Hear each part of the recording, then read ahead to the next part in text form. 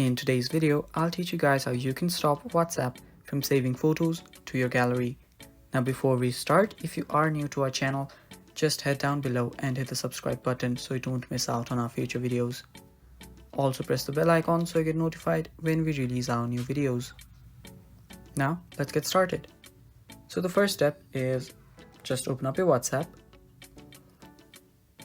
After you do that, go to the settings on the bottom right. Now after you do that, you will see a lot of options here, but the one that we want is the chats option. Now it's right here, tap on chats, and there you will see save to photos. Now as you can see on the description right there, it automatically saves photos and videos you receive to your photos. So all you need to do to stop that from happening is toggle this button off, and all the photos and videos on your WhatsApp will not get directly saved to your photos. So yeah, that is basically how you do it, guys.